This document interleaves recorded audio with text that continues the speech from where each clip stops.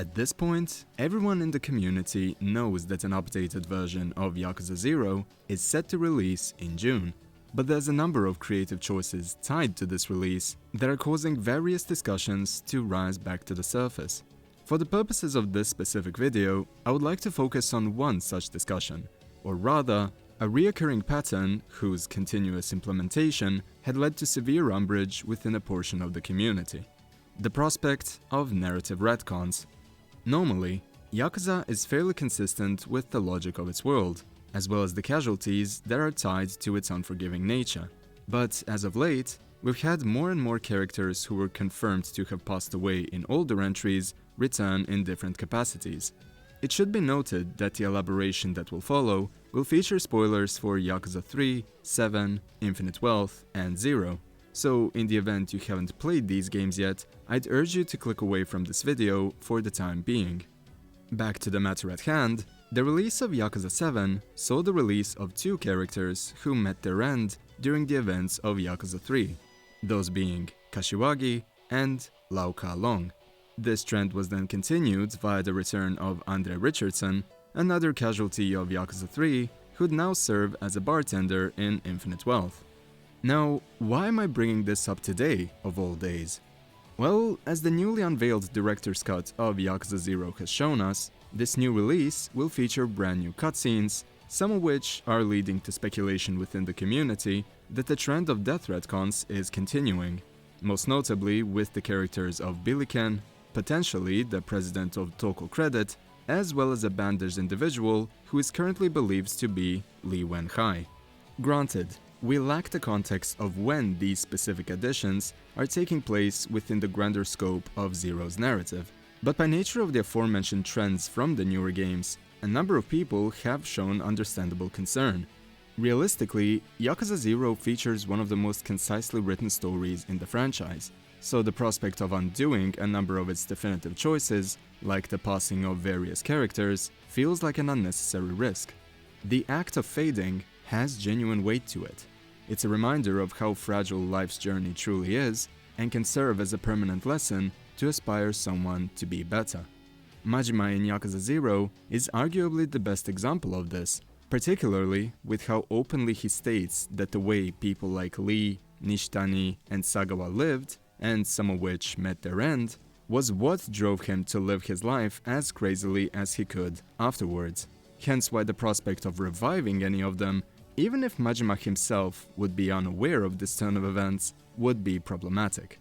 It's true that the early days of Yakuza were known for a rather high casualty rate, and some of these writing decisions were likely ones that RGG would regret down the line. But if we're going to bring a character back to life, not only do the circumstances of their passing have to be ambiguous enough to where revival isn't defying believability, but this revival also needs to be done for good reason. In the context of Kashiwagi and Lau in Yakuza 7, there really was no reason to bring them back, as the idea of reconcluding Kiryu's story arc post-6 most likely wasn't conceived back then, and even if it was, the roles these two play are predominantly tied to Kiryu's lifelinks in Infinite Wealth, rather than something that would make or break his personal development in the critical path, thus necessitating characters like these two to be brought back specifically. This is without us even going over the severity of the wounds they sustained in Yakuza 3, but at least in these cases, the weight of these erasures wasn't as integral to Kiryu's growth back then as some of Zero's casualties would be to Majima's. The thing most people seem to be worried about right now is, if we are genuinely reviving a character who was at the nucleus of an explosion, then where do we draw the line beyond this? Is Nishitani going to come back just like Billiken? Will the foreshadowing of Ryuji coming back finally come to fruition as well?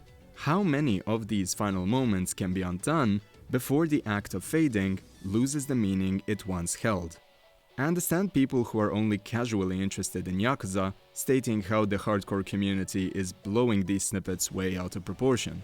And perhaps they're right, but even still, this conversation needs to be seen through to its conclusion. Narrative retcons are hardly unheard of. Hell, another series that I highly adore, that being Metal Gear, is fairly infamous for the number of retcons it featured, most notably in MGS4 and Peace Walker. And while some of them have led to great narrative resolutions, the outcome of denying past creative endeavors can drastically vary. If I had to present two polar opposites to the act of reviving a character, then I would use Tekken 8 and Persona 5 Royal as said examples. So if you wish to avoid spoilers for these specific games, please check the timestamps in the description. Without delving too deeply into it, the act of reviving Heihachi Mishima from the end of Tekken 7 going into the DLC campaign of Tekken 8 is one of the least believable and personally most disappointing narrative choices that I'd seen in a series I love. We can joke about the Mishimas turning the act of chucking family members down cliffs into an Olympic sport, but at least Jin and Kazuya had supernatural abilities to shield them throughout the series, ones that Heihachi doesn't possess. Also, while we did have the whole Heihachi going down during the Tekken 5 intro explosion of Honmaru bit, which was immediately debunked in said game, you could theoretically say that the jacks that piled onto him somehow shielded Heihachi from the blast, even if it is one of the most outrageous stretches that you can make. Even that is more believable than Kazuya watching Heihachi fall towards the lava, yet somehow fail to notice a monk whisk him away at the last moment without breaking eye contact. Yes, this is fighting game lore we're talking about, and yes, this is just a way to justify bringing back a fan-favorite character as a DLC fighter, but in all my time with this franchise's community, I have never seen such an amount of ridicule towards a narrative choice as I did with Heihachi's revival. No matter what he could do in the story post coming back, this lack of believability from the initial turn of events buries any good that could eventually come from it. As for the polar opposite, regarding an adequate character revival and payoff, we have a creative choice from Persona 5 Royal, more specifically, bringing back Akechi Goro, who met his end in the vanilla release of the game. In Royal, not only is Akechi's return believable due to Maruki's powers of actualization and the elaborations upon the concepts of cognitive science at large, but his return, coupled with the new social link, made him an infinitely more compelling character than he was in the original. There is no more facade of a righteous ace detective in the third semester. Akechi is just perpetually in his asshole mode here, and the fact that he is so unapologetic about it, to the point where he openly chooses to oppose Maruki's plan, even though it would undo Akechi's resurrection, is what makes this character one of the best focal points of Royal for me. It's this unwavering belief that makes it all worth it. Or to directly quote him, "What's a life worth in a reality that was cooked up just to satisfy someone else?" Lastly, to bring up a Schrödinger case in terms of a potential character death retcon, we will briefly go over a pivotal moment from Final Fantasy VII, and how it was approached in Final Fantasy VII Rebirth. Aerith's death is one of the most well-known events in gaming. It was definitive, soul-crushing, and most importantly, the aftermath of this sacrifice is what would, in the end, allow the heroes to finally defeat Sephiroth and Jenova. However, the remake trilogy was shown to take a number of creative liberties, leading to fans latching onto a multiverse discourse even before Rebirth had come out.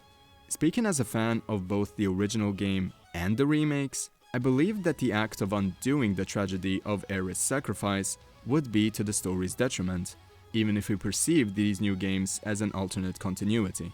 A number of other people would disagree, instead wishing for a happy ending for everyone involved, and I understand that perspective as well. So with this in mind, what did Rebirth actually do with that scene?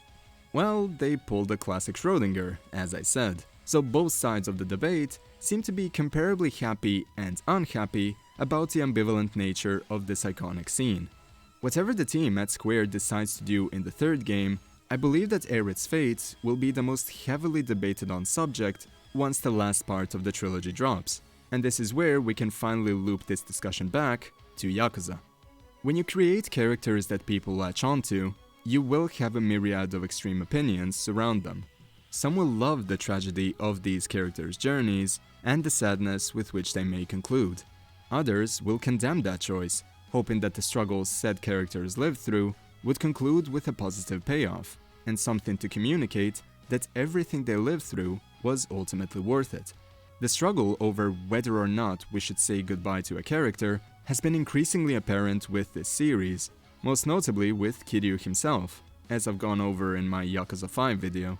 But even if we see cases like Kashiwagi, Richardson, or maybe Lee as testing grounds for even greater retcons, ones that might hypothetically lead to insurmountable narrative greatness, the path we're currently traveling down isn't right. We've had too many cases of retcons already, meaning that any future revivals, no matter how seemingly insignificant they may be on the surface, run the risk of permanently devaluing the writing of death itself, and by extension, the value of living life to its fullest. The thing that brings the journey of these characters meaning is the inevitability of such a journey coming to an end. It allows us to reflect, to learn, and to grow from every good decision as well as every mistake committed. Every writing choice exhibited in the critical path is what shapes the stories moving forward, provided we don't suddenly reboot the franchise for whatever reason. So even if these ever-increasing retcons are made with the best of intentions, the aftermath is damaging the value of what came before and whatever may follow. At least, that's the way I see it.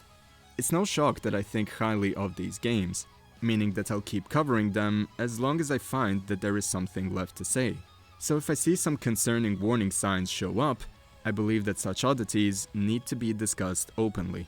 This isn't meant to be a grandiose statement of how RGG has suddenly fallen, as many who have been critical of the game's post-Nagoshi's exit will quickly state. But from the moment the first Yakuza game was released, the responsibility for what came afterwards lied just as much with the developers as it did with the fanbase. So, with that in mind, please share your own views on these retcons in the comments below. Thank you for lending me your time today, and I hope that Yakuza 0 Director's Cut will end up as something we will all enjoy, despite what we've gone over today. Let me know what other topics you would like to see covered here, and I will do my best to make something substantial out of them. So, until next time, take care of yourselves, and have a great day. Cheers!